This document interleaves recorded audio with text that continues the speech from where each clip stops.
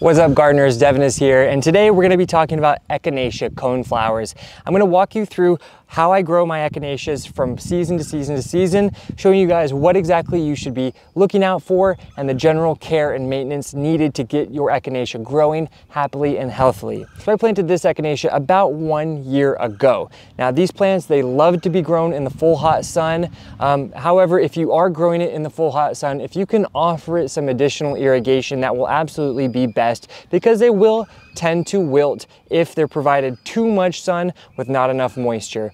Other plants that I have growing nearby would be things like creeping thyme and lavender, which also love to be grown in that hot sun. However, I don't find that the echinacea is as drought tolerant as my echinacea, or as my lavender or my thyme. I also find that these plants do tend to be browsed by deer here at my home. I live in eastern Pennsylvania, zone 6B, and I have tons of deer around here, and they do go for my echinacea. So I always spray this guy with deer spray once a month. I have a video showing you guys all about how to use deer spray. If you are unfamiliar, it does work really quite well.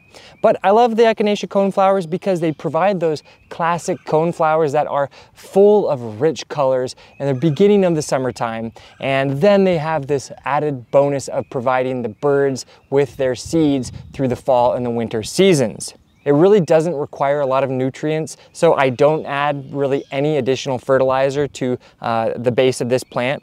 I really just let the soil provide it with what it needs. Echinacea does tend to be a rather short-lived plant, typically only living about 3 to 4 years. If you do allow your flowers to go to seed, they will oftentimes self-seed for you in your garden. I found some seeds of this guy growing way over at the other side of my yard, over by my black-eyed Susans, which is pretty cool.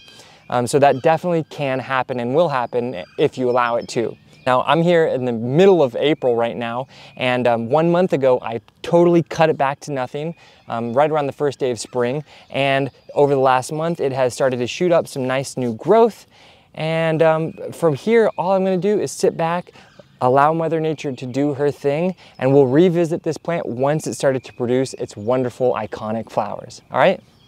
Look at this, some unexpected blooms for the middle of October, eh? So we're well into fall right now, and my echinacea decided it wanted to bloom some more. I have one flower here, I have a couple more on the way, and thankfully we have a few more weeks left before the temperatures start to reach down into the freezing levels. So real quickly, in terms of what we want to do for our echinacea for the fall and winter care. So absolutely, after these finished blooming in June, I cut them back all the way to the ground. Basically, 100% cut them back. They were looking brown, they were looking old and a little bit icky, so I cut them back, and then they were a little bit empty for a few weeks, but once the temperature started to get a little bit cooler around September, it started to rapidly produce new fresh foliage, and then at the beginning of October, I found that they started to produce new flower buds, to my wonderful surprise. Now, once we have our first frosts, all of the foliage will turn black, the plants will start to go into their hibernation dormancy mode, and at that point, I'm just gonna let them be. Echinacea are beloved for providing their seed heads for the birds to come feast on during the winter months. So I absolutely love to keep my old echinacea flowers intact on my plants all winter long. And then in the springtime, I'll come back, I'll chop it back, anything that is remaining on the plant, I'll chop it back and I'll allow it to regenerate new fresh growth next spring, probably at the beginning of April.